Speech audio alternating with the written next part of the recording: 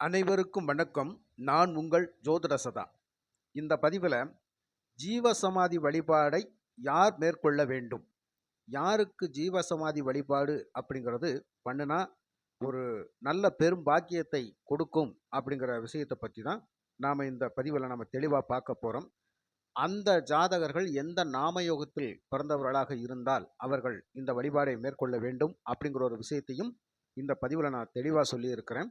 நண்பர்களே, சகோதர சகோதரிகளே, ஜாதகம் பார்க்கறது அப்படிங்கிறது ஏனோதானம் அப்படின்னு சொல்லி பார்க்கறதுல எனக்கு உடன்பாடு கிடையாது. அந்த ஜாதகருக்கு ஒரு நல்ல பலன்களை அந்த ஜாதகத்தின் மூலமாக தேர்ந்தெடுத்து கொடுத்து அந்த ஜாதகரை தன்னுடைய வாழ்நாளில் நல்ல வழிமுறைகளை சொல்லி வாழ வைக்க வேண்டும் அப்படிங்கிற ஒரு முக்கியமான விஷயம் இருக்குது.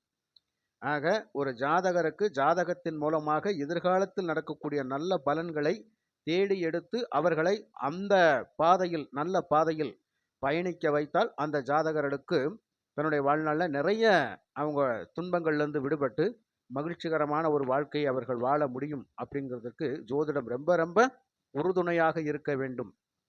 அந்த வகையில் இந்த பதிவில் ஜீவசமாதி வழிபாடை யார் மேற்கொள்ள வேண்டும் அப்படிங்கிறத பற்றி நம்ம தெளிவாக பார்க்க போகிறோம். புதுசாக நம்ம காணொலியை பார்க்குறவங்க இருந்தால் கொஞ்சம் சப்ஸ்கிரைப் பண்ணிக்கோங்க நண்பர்களே. அதே மாதிரி உங்கள் ஜாதகத்தை என்கிட்ட பார்க்க விரும்பினால் 93 639 79 179 இந்த நம்பருக்கு உங்கள் ஜாதகத்தை வாட்ஸ்அப் பண்ணுங்கள். உங்கள் ஜாதகத்தின் மூலமாக உங்களுக்கான நடக்கிற தசை தசாபுத்திகள் என்ன செய்து கொண்டிருக்கும், நடக்க போகிற தசை தசாபுத்திகள் என்ன செய்யும், எந்தெந்த வழிபாடுகளை நீங்கள் மேற்கொள்ளணும், எந்தெந்த நட்சத்திரங்கள் உங்களுக்கு யோகத்தை தரும், அந்த நட்சத்திரங்களை நாம் என்ன செஞ்சால் அது நன்மையில் முடியும் அப்படிங்கிற விஷயங்கள் எல்லாமே உங்களுக்கு தெளிவாக நான் சொல்கிறேன். உங்கள் ஜாதகத்தை எனக்கு வாட்ஸ்அப் பண்ணுங்கள். ஜாதக கட்டணம் அப்படிங்கிறது 1000 ரூபாய் நண்பர்களே. உங்கள் வாழ்க்கையில் நீங்கள் ஒரு தடவை தான் இந்த 1000 ரூபாய் நீங்கள் செலவழித்து இந்த ஜோதிடத்தை நீங்கள் உங்கள் ஜாதகத்தை நீங்கள் பார்க்க போகிறீங்க. ஆனால் பல ஆயிரங்கள் நமக்கு நஷ்டமாகாமல் இருக்கலாம் இல்லையா? அதற்காகத்தான். சரிங்களா? நீங்கள் விருப்பப்பட்டால் இந்த ஜாதகத்தை என்கிட்ட வாட்ஸ்அப் பண்ணுங்கள். உங்களுக்கான நல்ல பலன்களை நம்ம கொடுத்துடலாம். சரிங்களா? 27 நாமயோகங்கள் அப்படிங்கிறது ஜோதிடத்தில் இருக்குது. எந்த ஒரு ஜாதகர் பிறந்தாலும், மனிதனாக பிறக்கக்கூடிய ஆணாக இருந்தாலும் பெண்ணாக இருந்தாலும், யார் ஒருவர் இந்த பூமியில் ஜனித்தாலும் அவர்கள் 27 நாமயோகங்களில் ஏதாவது ஒரு நாமயோகத்தில்தான் அவர் ஜனிக்க வேண்டும். அதே மாதிரி 27 நட்சத்திரங்களில் ஏதாவது ஒரு நட்சத்திரத்தில் தான் அவங்க ஜனிக்க முடியும். 12 ராசிகளில் ஏதாவது ஒரு ராசியில் தான் அவங்க ஜனிக்க முடியும். 12 லக்னங்களில் ஏதாவது ஒரு லக்னத்தில் தான் அவங்க ஜனிக்க முடியும். ஆக இது உண்மையாகவே சொல்லப்பட்ட ஒன்று. இப்படி இருக்கும் பொழுது இந்த நாமயோகங்கள் அப்படிங்கிற என்னங்க வேலை செய்யும்? ஆனால் நிறைய பேர் இந்த நாமயோகத்தை பற்றி யாருமே தெரிஞ்சுக்கிறதில்லை. ஜாதக கட்டத்தில் என்ன பலன், மேலோட்டமாக கோச்சார பலன் எப்படி இருக்குது, இந்த கிரகம் இணைஞ்சிருந்தால் என்ன செய்யும், அந்த கிரகம் இணைஞ்சிருந்தால் என்ன செய்யும், அவர் பார்த்தா என்ன செய்வார், அவர் இவரை பார்த்தா என்ன செய்வார், 6 7 8 12 கிரகங்கள் இருந்தால் என்ன செய்யும், இதுதான் நாம் அன்றாட பலன்களாக தெரிஞ்சிட்டு இருக்கோமே தவிர இந்த நாமயோகம் அப்படிங்கிறது ஒரு ஜாதகருக்கு மிகுந்த நற்பலன்களை தரக்கூடிய யோகமாக இருக்கும். அதை யாருமே சரியாக கண்டுக்கிறது கிடையாது.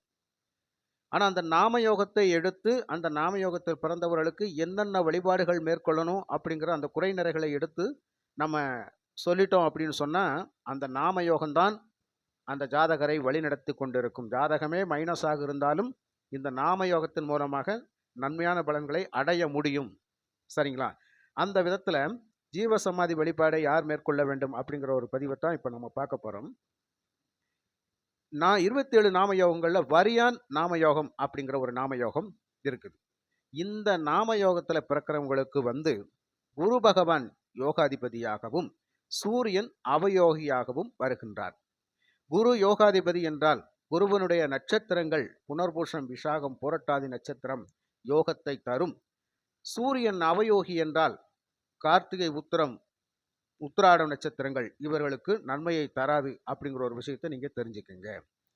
ஆக இந்த நாமயோகம் என்ன சொல்லுது அப்படின்னு கேட்டால், இந்த நாமயோகத்தில் பிறக்கின்ற ஜாதகர்கள் தந்தை மற்றும் தந்தை வழி முன்னோர்கள் பெண்களுக்கு கொடுமையான துன்பங்களை இழைத்து அவர்களுடைய சாபத்தை பெற்றவர்களாக இருப்பார்கள் அப்படிங்கிற ஒரு விஷயத்தை தெரிஞ்சுக்குங்க.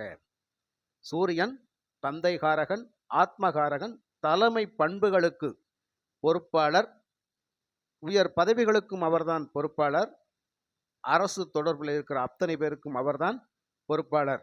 ஆக இப்படிப்பட்ட சூரியனே உங்களுக்கு அவயோகியாக வருகின்ற பொழுது தந்தை மற்றும் தந்தை வழி முன்னோர்களால் பெண்களுக்கு கொடூரமான முறையில் துன்பங்களை இழைத்து அந்த பெண்களின் சாபத்தை பெற்றவர்கள்தான் இந்த வரியான் நாமயோகம்.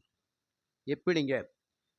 இவர்களுடைய முன்னோர்களுடைய வழியில வீட்டுக்கு வாழ வந்த பெண்ணை வாழ விடாமல் கொடுமைப்படுத்துவது, கர்ப்பிணி என்று கூட பாராமல் அந்த கர்ப்பிணி பெண்களுக்கு துன்பத்தை கொடுத்து அவர்களை வீட்டை விட்டு வெளியே துரத்துவது, அதாவது அந்த மாதிரியான ஒரு கொடூரமான துன்பங்களை கொடுத்து அந்த பெண்களின் சாபத்தை பெற்றிருப்பார்கள் அப்படிங்கிறதான் இந்த வரியான் நாமயோகம் அப்படிங்கிறது. இந்த வரியான் நாமயோகத்தில் பிறந்தவங்களுக்கு இன்னொரு விஷயம், இவங்க அரசு சார்ந்த துறைகளில் வேலைக்கு போகிறது ரொம்ப கஷ்டமாகவே இருக்கும். என்னதான் முயற்சி பண்ணாலும் போக முடியாது. அப்படியே மீறி அவங்களுக்கு ஒரு வேலை வாய்ப்பு கிடைத்தாலும் அந்த அரசு துறையில் அவர்களால் நிம்மதியாக பணி செய்ய முடியாது. ஏதாவது ஒரு வகையில் பிரச்சனைகளை அவர்களை சுற்றி வந்து கொண்டே இருக்கும். அந்த பிரச்சனைகளை எதிர்கொண்டு வாழ்ந்து கொண்டிருப்பார்கள். சில நேரங்களில் தன்னுடைய பணியை கூட ராஜினாமா செய்துவிட்டு வந்து விடுவார்கள். அந்த மாதிரியான ஒரு அவயோகத்தை தரக்கூடியது சூரிய பகவான். ஆக பொறுப்புகளிலிருந்து விட்டு ஓட வைக்கும் அப்படிங்கிற ஒரு விஷயமும் நீங்க தெரிஞ்சுக்கங்க. அதே மாதிரி தந்தை மற்றும் தந்தை வழி முன்னோர்களால் எந்த ஒரு நல்ல பலனையும் இவர்களால் அடைய முடியாது அப்படிங்கிற ஒரு விஷயம் இருக்கும். புரியுதுங்களா? ஆக குரு பகவான் நன்மை செய்வார் அப்படின்னா, குரு ஒரு ஆன்மீகம் சம்பந்தப்பட்ட விஷயங்கள், இறை வழிபாடை சம்பந்தப்பட்ட விஷயங்களை சொல்லக்கூடிய கிரகம். பெரியோர்களை மதித்து நடக்க வேண்டும், அறிவு சார்ந்த குருமார்கள் சொல்கின்ற வார்த்தைகளை கேட்டு நடக்க வேண்டும். அப்போ அப்பேற்பட்ட பெரியோர்களை அப்படின்னு சொல்லக்கூடிய மகா ஞானிகள் அப்படிங்கிறவங்க தன்னுடைய இருக்கின்ற இடத்திலேயே ஜீவ சமாதி அடைந்திருப்பார்கள். அவர்கள் கொடுக்கின்ற அந்த வாக்குதான் இவர்களுக்கு பலிக்குமே தவிர வேறு எவர் கொடுக்கின்ற வாக்கும் இவர்களுக்கு பலிக்காது. காரணம், இந்த ஜீவ சமாதியில் இருக்கின்றவர்கள் எதுவுமே வேண்டாம் என்று சொல்லி மற்றவர்களுக்காக வாழ்ந்து மற்றவர்களுக்கு போதனைகளை சொல்லி மற்றவர்களை வழிநடத்தி அவர்கள் ஜீவசமாதி அடைந்திருப்பார்கள். ஆக ஆத்மா அந்த இடத்தில் சாந்தி அடைந்திருக்கும். ஆக சூரியன் ஆத்மகாரகன், குரு பெரியோர்கள். ஆக இந்த ஆத்மாவை தனக்குள் வைத்து இருந்த இடத்திலேயே அப்படியே ஜீவசமாதி அடைபவர்கள்தான் இவர்கள். இப்படிப்பட்டவர்களைத்தான் நீங்கள் தரிசிக்க வேண்டும் அப்படிங்கிறது இந்த நாமயோகத்துக்கு முக்கியமாக ஒன்று இருக்குதுங்க. பொதுவாக இந்த நாமயோகத்தில் பிறந்தவங்கள் என்ன ஒரு விஷயம் அப்படின்னு கேட்டால், இவர்கள் அதிகமாக இப்பவும் சரி இந்த நாமயோகத்தில் வரையா நாமயோகத்தில் பிறந்தவங்க சகோதரர்களால் எந்த ஒரு நன்மையும் இவர்களுக்கு கிடைக்காது அப்படிங்கிற மாதிரி அவர்கள் மூலமாக இவர்கள் துன்பத்தை அனுபவித்து கொண்டே இருப்பார்கள் அப்படிங்கிற ஒரு விஷயமும் இருக்குது. பெத்த பிள்ளைகளே இவர்களை கைவிடக்கூடும், அவர்களால் கூட இவர்கள் துன்பத்தை அனுபவித்து கொண்டு இருப்பார்கள் அப்படிங்கிற ஒரு விஷயத்தையும் நீங்க நல்லா தெரிஞ்சுக்கங்க. ஆக இப்பவும் நடைமுறையில் அப்படித்தான் இருப்பார்கள். இந்த வரியான் நாமயோகத்தில் பிறந்தவர்களுக்கு லக்னத்தில் சுக்கிரன் இருந்தால் நிறைய சிரமங்களை சந்தித்து கொண்டுதான் இருப்பார்கள். பெண் சாபம் இவர்களை கொடுமைப்படுத்தி கொண்டு இருக்கும். இவர்களுடைய வாழ்க்கையில் நிறைய முன்னேற்றத்தை அடையிறதுக்கு பெரிய போராட்டங்களை சந்தித்து கொண்டு இருப்பாங்க. ரொம்ப அதிகமான போராட்டத்தை தான் இவங்க சந்திப்பாங்க. காரணம் என்ன அப்படின்னு கேட்டால், அந்த முன்னேற்றத்தை அவர்களுக்கு சீக்கிரம் கொடுக்க முடியாத ஒரு சூழ்நிலையில் இருக்கும் அந்த ஜாதகம், அந்த நாமயோகம். புரியுதுங்களா? அப்ப இவர்களுடைய ஜாதகத்துல குரு பகவானுடைய நட்சத்திரமான யோக நட்சத்திரங்கள் புனர்பூஷம், விஷாகம், பூரட்டாதி நட்சத்திரம் அப்படிங்கிற போது, இந்த பூரட்டாதி நட்சத்திரம் ரொம்ப கர்மயோக நட்சத்திரம் அப்படிங்கிறதுனால இதுல விட மற்ற புனர்பூஷம் விசாகம் நட்சத்திரத்தில் இந்த குரு பகவானே இருந்தால் அதீதமான நன்மைகள் கிடைக்கும். சரிங்களா? அதே மாதிரி சூரியனுடைய நட்சத்திரங்களான கார்த்திகை, உத்திரம், உத்திராடம் நட்சத்திரத்தில் இந்த சூரியனே ஏறி நின்றால், அந்த நட்சத்திரம் சாரம் வாங்கி இருந்தால், இந்த வரியான் நாமயோகத்தில் பிறந்தவர்களுக்கு வாழ்நாளில் நிறைய சிரமங்களை சந்தித்து கொண்டுதான் இருப்பார்கள். அவர்களால் சம்பாத்தியத்தை சேமித்து வைக்க முடியாது. எவ்வளவு சம்பாத்தியம் வந்தாலும் செலவாகி கொண்டே இருக்கும். எந்த ஒரு பதவியில் இருந்தாலும் அவர்களால் நிம்மதியாக இருக்க முடியாது அப்படிங்கிற ஒரு விஷயத்தை நீங்க தெரிஞ்சுக்கங்க. பொறுப்புகளை விட்டு ஓட வைக்கும் அப்படிங்கிற ஒரு சூழ்நிலை தான் இவர்களுக்கு இருக்கும். சரிங்களா? அதே மாதிரி இந்த கொடுக்கல் வாங்கல் வட்டி தொழிலெல்லாம் இவர்கள் செய்தார்களே ஆனால் வட்டிக்கு கொடுத்தா மிகுந்த கஷ்டத்தை சந்திப்பார்கள் அப்படிங்கிற ஒரு விஷயமும் இருக்குது. ஆக வட்டி தொழிலெல்லாம் இவங்களுக்கு ஒத்து வராது. எந்த துறையில் பணி செய்தாலும் அந்த பணி செய்கின்ற இடங்களிலே இவர்களுக்கு அதிகமான பிரச்சனைகள் உருவாகி கொண்டே இருக்கும்.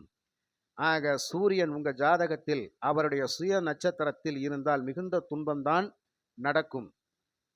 அதே மாதிரி குரு பகவான் இந்த சூரியனுடைய நட்சத்திரமான கார்த்திகை, உத்திரம், உத்திராடம் நட்சத்திரத்தில் இருந்தால் பெரியோர்கள் உங்களை மதிக்க மாட்டார்கள் அப்படிங்கிற ஒரு விஷயமும் இருக்குது. அவங்களிடத்தில் நீங்களும் அவங்களுடைய சொற்களை கேட்டு நடக்கக்கூடிய தன்மை உங்களுக்கு இருக்காது அப்படிங்கிறது நீங்க புரிஞ்சுக்கங்க.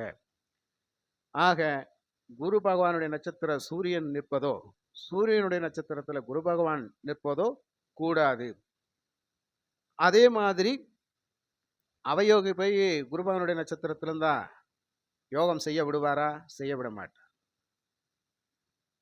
அதே குரு பகவான் அவயோக நட்சத்திரத்தில் இருந்தாலும் நன்மை செய்ய முடியாது. ஆக உங்க ஜாதகத்தை நீங்க தெளிவா ஆய்வு பண்ணி பார்க்கிற போது இந்த மாதிரியான விஷயங்கள் எல்லாம் நிறைய இருக்கும். ஆக இப்படிப்பட்ட வரியான் நாமயோகத்தில் பிறந்தவர்கள் பெண்களுக்கு நிறைய துரோகம் செய்த முன்னோர்களுடைய ஊழ்வினை கர்மாவில் இருப்பார்கள். அதனால் தான் வாழ்க்கையில் மிகுந்த சிரமங்களை சந்தித்து கொண்டே இருப்பார்கள். அதிலிருந்து விடுபட வேண்டும் அப்படின்னு சொன்னால் கண்டிப்பாக அந்த ஆத்ம சாந்தி அடைந்த, அந்த ஜீவ சமாதி அடைந்த அவர்களைத்தான் நீங்கள் தேடி தரிசிக்க வேண்டும் அப்படிங்கிறது. ஆக நீங்கள் இந்த வரியான் நாமயோகத்தில் பிறந்திருந்தால் கண்டிப்பாக ஜீவ சமாதிகள் எங்கெல்லாம் இருக்குதோ அங்கே தொடர்ந்து பயணித்து அந்த ஜீவ சமாதியில் வழிபாடுகளை மேற்கொண்டீர்களேயானால் கண்டிப்பாக உங்களுடைய வாழ்க்கையில நிறைய மாற்றங்கள் ஏற்படும். இந்த நாமயோகத்தின் மூலமாக வரக்கூடிய நிறைய துன்பங்களிலிருந்து நீங்க விடுபடலாம் அப்படிங்கிறதான். அப்ப ஜீவசமாதி வழிபாடு தான் உங்களுக்கு மிகுந்த நன்மையை தரும். சரிங்களா? அந்த விதத்துல நீங்க இருக்கின்ற இடத்திலேயும் எங்கெங்க ஜீவசமாதிகள் இருக்குதோ அந்த ஜீவ சமாதிகளை போய் நீங்க வணங்கி வழிபட்டீங்க அப்படின்னு சொன்னா வாழ்க்கையில உங்களுக்கான நிறைய துன்பங்களிலிருந்து விடுபட்டு மகிழ்ச்சிகரமான சந்தோஷமான வாழ்க்கையை வாழ முடியும். நண்பர்களே, ஜீவசமாதி வழிபாடுகளை இந்த வரியான் நாமயோகத்தில் பிறந்தவர்கள் கண்டிப்பாக செய்யுங்கள். புரியுதுங்களா? ஏன்னா போராடி போராடி ஜெயிக்கணும்னு நினைக்கிற போதெல்லாம் உங்களால் ஜெயிக்க முடியாமலே போயிருக்கும். ஒரு இக்கட்டான சூழ்நிலையே உங்களுடைய வாழ்க்கை போய்கொண்டிருக்கும். எந்த பொறுப்பிலும் உங்களால் தலை சிறந்து விளங்க முடியாத போய் அந்த ஒரு இக்கட்டான சூழ்நிலை தான் இருப்பீங்க. எந்த ஒரு பொறுப்பில் இருந்தாலும் உங்களால் அந்த பொறுப்பில் சிறப்பாக செயல்பட முடியாது. காரணம், பொறுப்புகளுக்கு அதிபதி சூரியன். அந்த பொறுப்பை கொடுத்து அந்த பண்பிலிருந்து நல்ல முறையில் அந்த பணியை செய்யக்கூடிய அமைப்பை கொடுக்கக்கூடியவர் குரு பகவான். ஆக அதை செயல்பட விடாமல் தடுப்பவர் சூரியன். ஆக எந்த பதவியில் இருந்தாலும் இந்த வரியான் நாமயோகத்தில் பிறந்தவர்களுக்கு இந்த மாதிரியான பிரச்சனைகள் நிறைய இருக்கும். அதிலிருந்து விடுபடுவதற்கு கண்டிப்பாக ஜீவசமாதி வழிபாடுகளை மேற்கொள்ளுங்கள். உங்களுடைய ஜாதகத்தில் நான் என்ன நாமயோகம் அப்படின்னு என்னால் தெரிஞ்சுக்க முடியல அப்படின்னு சொன்னால் கண்டிப்பாக உங்கள் ஜாதகத்தை எனக்கு நான் சொன்ன நம்பருக்கு வாட்ஸ்அப் பண்ணுங்கள். அதற்கான நாமயோகத்தை கண்டுபிடிச்சு அதற்கான வழிமுறைகளை உங்களுக்கு நான் சொல்கிறேன். மற்றும் ஒரு நல்ல பதிவில் நான் உங்களை சந்திக்கின்றேன். நன்றி, வணக்கம்.